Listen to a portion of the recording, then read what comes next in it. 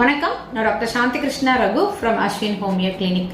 இன்னைக்கு பணக்காரர்களுக்கு மட்டும் வரக்கூடிய நோய் அப்படின்னு பேர் வாங்கின ஒரு நோய் பத்தி தான் தெரிஞ்சுக்க போறோம். அது வேற ஒன்றும் இல்லை, கவுட்.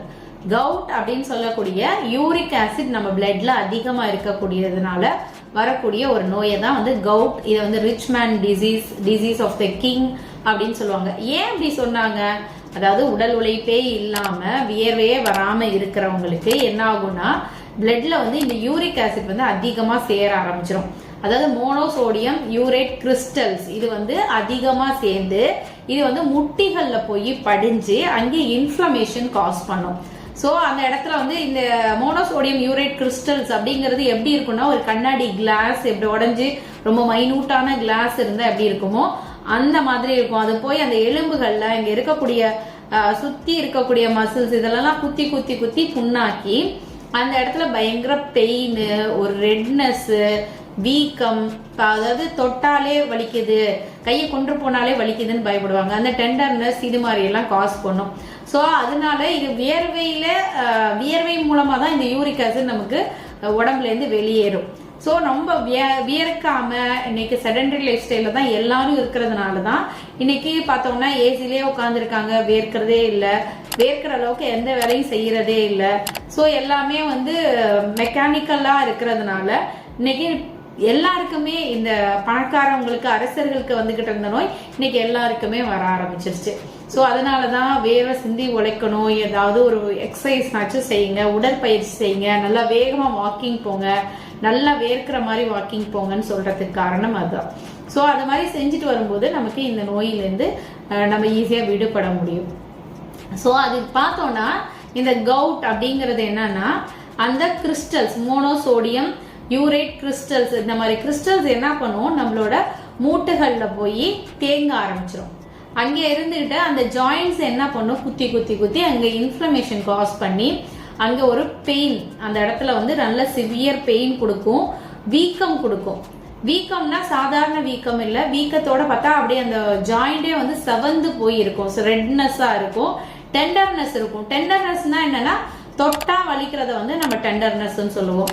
அவங்க எந்த அளவுக்கு அவங்களுக்கு டெண்டர்னஸ் இருக்குன்னா, உங்க மேல ஒரு துணி பட்டா கூட அவங்களால தாங்க முடியாது, அந்த அளவுக்கு சிவியர் டெண்டர்னஸ் இருக்கும். துணி பட்டுறது, அங்க அந்த ஜாயிண்ட்ல போய் ஏதாவது ட்ரெஸ் கிளாத் படுதுன்னா கூட அவங்களால தாங்க முடியாத அளவுக்கு வலி இருக்கும். இது ஒரு ஜாயின்லயும் வரலாம், நிறைய ஜாயின்லயும் வரலாம். இது மோஸ்டா பார்த்தோம்னா நம்ம கால் கட்டை விரல்ல வரத பார்க்க முடியும். அப்புறம் பார்த்தா நடு விரல்ல வரலாம். அப்புறம் பார்த்தா சில நேரங்கள்ல எரிச்சலா அப்படியே வலி, அப்படின்னா திடீர்னு நடுராத்திரில பார்த்தா நெருப்பு பிடிச்சி எரியிற மாதிரி எரியுது அப்படின்னு கத்திட்டு எந்திரிப்பாங்க. ஸோ அந்த அளவுக்கு உணர்ச்சி ரொம்ப மேலோங்கி அவங்களுக்கு அந்த பேர்னிங் சென்சேஷன், ரொம்ப எரிச்சல் வலி இந்த கட்டை விரல்ல ஏற்படுறத பார்க்கலாம், நடுவிரல்லையும் கூட ஏற்படும். அது மாதிரி வலி இருக்கக்கூடிய அந்த மூட்டு பொதுவா கணுக்கால்லையும் வரலாம். முதல்ல ஒரு ஜாயின்ல அஃபெக்ட் ஆகி அப்படியே ஒவ்வொரு ஜாயிண்டா அதிகமா அஃபெக்ட் ஆயிட்டே வரும். கணுக்கால்ல முதல்ல கட்டை விரல் ஆரம்பிக்கும், அப்புறம் கணுக்கால், மூட்டு, அப்புறம் கையில பார்த்தோன்னா எல்போ, மணிக்கட்டு, ஸோ விரல்கள், கை விரல்கள், இது மாதிரி எல்லாம் கொஞ்சம் கொஞ்சமா நம்ம ட்ரீட்மெண்ட் எடுக்காம விட்டுட்டோம் அப்படின்னா இந்த கிறிஸ்டல் படிவங்கள் போய் படிய ஆரம்பிச்சு அப்படியே ஒவ்வொரு ஜாயின்ஸா அதிகமா வலிக்க ஆரம்பிக்கும். ஸோ வலிக்க ஆரம்பிச்சு அந்த இடத்துல முதல்ல பெயின், முதல்ல டெண்டர்னஸ்னா தொட்டா வலிக்கிறது, டெண்டர்னஸ் ஏற்படும், பெயின் ஏற்படும், ஸ்வெல்லிங் ஏற்படும், ரெட்னஸ் ஏற்படும், அப்புறம் ஒரு சின்ன துணி கூட பட்டா தாங்க முடியாத அளவுக்கு வலி ஏற்படும்.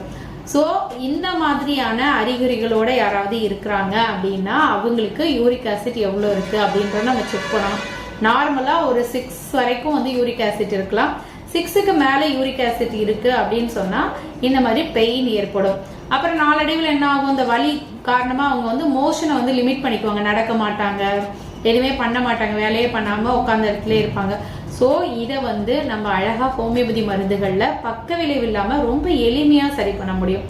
அதற்கான சரியான மருந்துகளை ஹோமியோபதியில அவங்களோட சிம்டம்ஸ் சிமிலாரிட்டி படி அவங்களுக்கு என்ன மாதிரியான மனக்குறிகள் இருக்கு, உடல்ல என்ன மாதிரி குறிகள் இருக்கு, எந்த நேரத்துல இந்த நோய் கூடுது, எந்த நேரத்துல குறையுது, என்ன பண்ணா அந்த வலி கொஞ்சம் பேலன்ஸ் ஆகுது. சிலருக்கு பார்த்தா சுடு ஒத்திரம் கொடுத்தா நல்லா இருக்குன்னுவாங்க, சில பகல் நேரத்துல நல்லா இருக்கு, இரவு நேரத்துல மட்டும்தான் ரொம்ப தொந்தரவு இருக்குன்னுவாங்க, சரி எரிச்சல் வலி இருக்கும், சிலருக்கு குத்தல் வலி இருக்கும். ஸோ இந்த மாதிரி அவங்களோட சிம்டம் சிமிலாரிட்டி பார்த்து அதுக்கு சரியான மருந்தை நம்ம தேர்வு செஞ்சு கொடுக்கும்போது இந்த யூரிக் ஆசிட்டை அடுத்த மாதம் செக் பண்ணும்போதே அந்த யூரிக் ஆசிட்டோட லெவல் நார்மலாக வர பார்க்க முடியும்.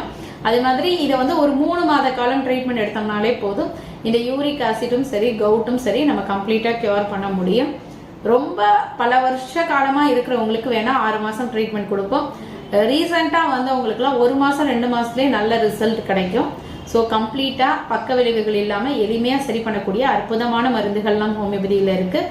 ஸோ இதெல்லாம் தெரிஞ்சு நீங்கள் பலனடையணும்னு கேட்டுக்கிறேன். நன்றி.